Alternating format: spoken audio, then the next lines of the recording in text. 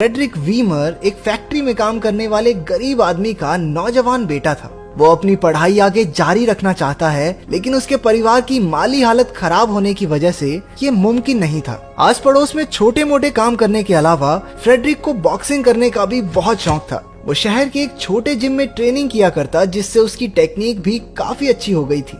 एक दिन उसके जिम में एक बॉक्सिंग ट्रेनर आया जो नेपोला नाम के एक नाजी स्कूल में टीचर भी था। वो अपने साथ अपने प्रोफेशनल बॉक्सिंग स्टूडेंट्स को लाया, जिनमें से एक के साथ फ्रेडरिक की बॉक्सिंग फाइट होगी। उसने बहुत जोरदार अंदाज में फाइट की, जिससे वो नाजी ट्रेनर भी उससे काफी इंप्रेस हुआ। लेकिन जब फाइट को जीतने के लिए ओपोनेंट को नॉकआउट करने की बात आई तो उसे अपने विरोधी पर दया आ गई और इसी चक्कर में वो मैच हार भी गया। हालांकि वो जीता नहीं, लेकिन ट्रेनर को इम्प्रेस करने में कामयाब रहा। उसने फ्रेडरिक को नेपोला में दाखिला लेने की सलाह भी दी। नेपोला से पढ़ाई पूरी करके वो एक आर्मी ऑफिसर बन जाएगा, जिसे जिंदगी में कभी पैसों की चिंता नहीं करनी पड़ेगी। परेशानी थी तो सिर्फ एक, उसके पिता नाजियों के सख्त खिलाफ थे और उन्होंने उसके एडमिशन लेटर पर दस्तखत करने से साफ मना कर दिया। पर फ्रेडरिक ने अपने सपनों को पूरा करने के लिए अपने पिता के नकली दस्तखत किए और घर से भाग गया। अगली सुबह उसके माँ बाप को एक खत मिला, जिसमें फ्रेडरिक ने लिखा था कि वो नेपोला ज्वाइन करने के लिए एलेनस्टेन जा रहा है। नेपोला की बिल्डिंग किसी फिल्मी किले से कम नहीं थी।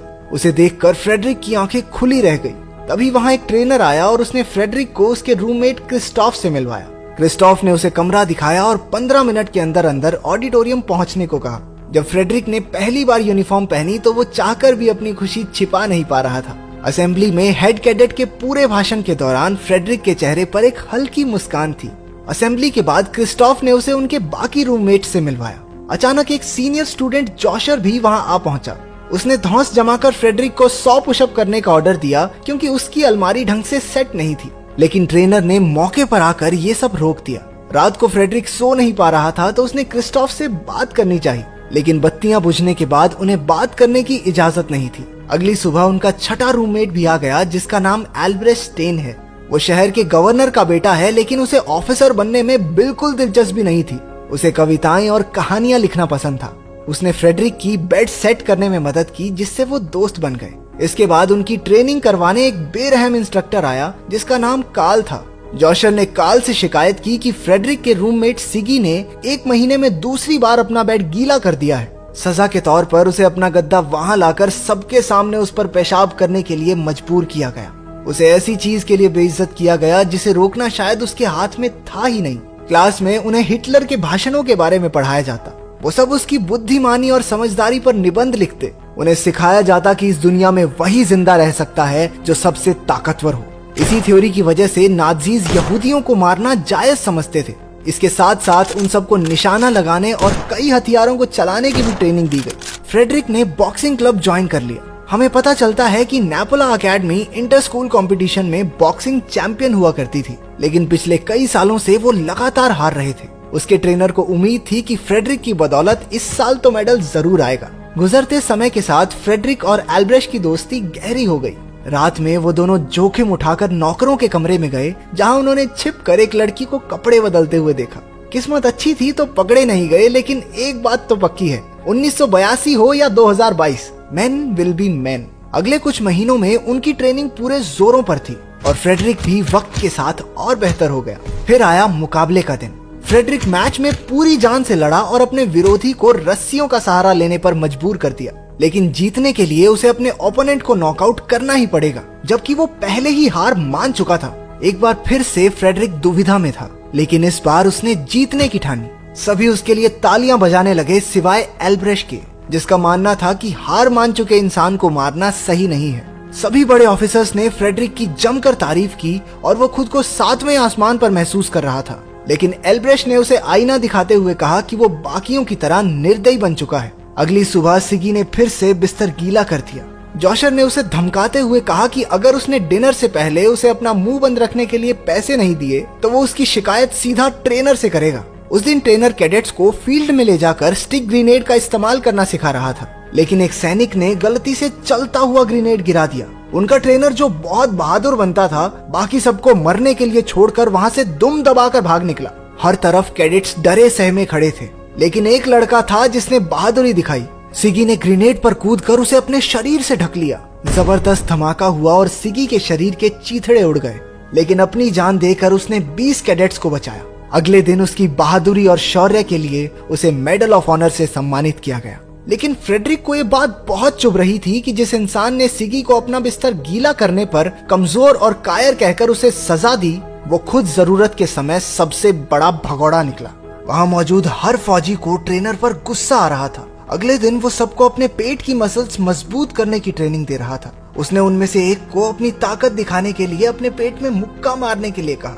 फ्रेडरिक खुद से आगे बढ़ा और सिगी की मौत का बदला लेने के लिए एक जोरदार घूसा उसके पेट में दिया। बाद में अल्ब्रिच ने फ्रेडरिक को अपने पिता के जन्मदिन पर हवेली में आने का न्योता दिया। उस शाही हवेली को देखकर फ्रेडरिक दंग रह गया। लेकिन सबसे ज्यादा हैरान कर देने वाली बात तो ये थी कि अल्ब्रिच के पिता उसे कुछ नहीं समझते थे। गवर्नर ने सबके सामने अल्ब्रिच को कविता सुनाने से भी रोक दिया। ये साफ था कि उसके हिसाब से कविताएं और कहानियां मर्दों का काम नहीं। वो चाहता था कि उसका बेटा फ्रेडरिक जैसा बने। जब सारे आदमी शराब के नशे में धुत हो गए तो उन्होंने फ्रेडरिक और अल्ब्रिच को एक बॉक्सिंग मैच के लिए उकसाया। वो दोनों हिचकिचा रहे थे, लेकिन उन ऑफिसर्स ने कह कहकर जबरदस्ती उन्हें एक दूसरे से लड़वाया। फ्रेडरिक की जीत तो पक्की ही थी, लेकिन वो अपने दोस्त को चोट नहीं पहुंचाना चाहता था। पर अल्ब्रिच को भी किसी की दया नहीं चाहिए थी, इसलिए उसने फ्रेडरिक को अपनी पूरी जान लगाने के लिए कहा। नतीजा ये हुआ कि वो एक ही घूसे में चित हो गया। उसके पिता और उनके दोस्त मिलकर फ्रेडरिक की तारीफों के पुल बांधने लगे और बेचारा अल्ब्रिच धीरे से अपने कमरे की तरफ चला गया। वो दोनों सर्दियों की शुरुआत में अकेडमी वापस पहुंचे। रात के समय उनके बैच को तत्काल गवर्नर के सामने पेश होने का ऑर्डर दिया गया। पता चला कि पास के एक गांव से सोवियत कैदियों का एक गुट हथियार चुराकर फरार हो गया और उन्होंने कई लोगों की जान भी ले ली है। उन्हें राइफल्स देकर शूट एट साइट के ऑर्डर दिए गए। थोड़ी देर बाद उन्हें कुछ लोग छुपकर भागते हुए दिखे। उन्होंने उन लोगों पर अंधाधुंध गोलियां बरसाई और वो सब मारे गए। लेकिन नजदीक से देखने पर उनके पैरों तले जमीन खिसक गई, क्योंकि वो कैदी नहीं बल्कि मासूम बच्चे थे। अल्ब्रिच एक बच्चे की जान बचाने की कोशिश करता है जो गंभीर रूप से घायल था, लेकिन तभी उसका बाप वहां आया और बच्चे को गोली से उड़ा दिया। उसने वहां अपने पिता को उन छोटे बच्चों को इकट्ठा करके एक एक को चुन चुन कर मारते हुए देखा। अल्ब्रिच के मन में हजारों ख्याल दौड़ रहे थे। उसे अपने पिता की इस करतूत से घिन आ रही थी। वहीं फ्रेडरिक की एक लड़के से मुठभेड़ हो गई, जिसकी वजह से 24 घंटे के लिए उसे जेल में डाल दिया गया। साहित्य की क्लास में टीचर ने सभी बच्चों को सर्दियों पर एक कविता लिखने को कहा। जब अल्ब्रिच को सबके सामने अपनी कविता पढ़ने के लिए बुलाया गया तो शुरुआत में तो उसने सर्दियों के बारे में ही अपने एहसास बताए, लेकिन फिर उसकी कविता एक अलग ही मोड़ लेकर नाज़ी विचारधारा के खिलाफ जाने लगी। बीती रात बेगुनाह बच्चों की हत्या करने के लिए वो अपने पिता को जिम्मेदार ठहराता है। टीचर उसे प्रिंसिपल के ऑफिस में ले गए, जहां उसके पिता को बुलाया गया। उसने सख्ती से अल्ब्रिच को अगले दिन एक बेहतर कविता लिखकर लाने को कहा, लेकिन अल्ब्रिच ने साफ मना कर दिया और कहा कि वो अब भी अपने शब्दों पर खड़ा है। फ्रेडरिक को रिहा होने के बाद सारी घटना की जानकारी मिली। उसे समझ नहीं आ रहा था कि अल्ब्रिच को कविता लिखकर सबके सामने सुनाने की जरूरत क्या थी। इस बात पर उन दोनों में बहस छिड़ गई, लेकिन आखिर में वो एक दूसरे की बाहों में लिपट कर रोने लगे। अगली ट्रेनिंग के लिए कैडेट्स को एक जमी हुई लेक में एक छेद से जाकर दूसरे छेद से बाहर निकलना था। सबसे पहले क्रिस्टोफ गया और उसने दोनों छेदों को एक रस्सी से जोड़ दिया ताकि बाकी सब आसानी से आ सकें। जब अल्ब्रिच की बारी आई तो वो अंदर कूदकर बीच रास्ते में ही रुक गया। फ्रेडरिक को एहसास हुआ कि वो क्या कर रहा है, लेकिन इससे पहले कि वो कुछ कर पाता, अल्ब्रिच ने बर्फ के अंदर से ही छूकर एक आखिरी बार अपने दोस्त को अलविदा कहा। आखिरकार वो डूबकर पानी की गहराइयों में समा गया। फ्रेडरिक बेबस होकर रोने के अलावा कुछ नहीं कर सका। उसके दोस्त उसे कमरे में ले गए। रात भर बैठकर उसने अपने दोस्त की शान में एक कविता लिखी, लेकिन प्रिंसिपल ने उसे अखबार में पब्लिश करने से साफ मना कर दिया, क्योंकि अल्ब्रिच किसी के लिए शहीद नहीं हुआ था, उसने तो आत्महत्या की थी। उधर अल्ब्रिच के पिता को भी उसके मरने की खबर पहुंची। उसने कोई दुख न जताते हुए कहा कि अल्ब्रिच कमजोर था। फ्रेडरिक उसकी मौत का शोक मना रहा था, पर उसके बॉक्सिंग इंस्ट्रक्टर ने बताया कि बॉक्सिंग टूर्नामेंट का आखिरी मुकाबला कल होगा और वो चाहता है कि फ्रेडरिक उसके लिए पूरी तरह तैयार रहे। अगले दिन गवर्नर भी दर्शकों में मौजूद था।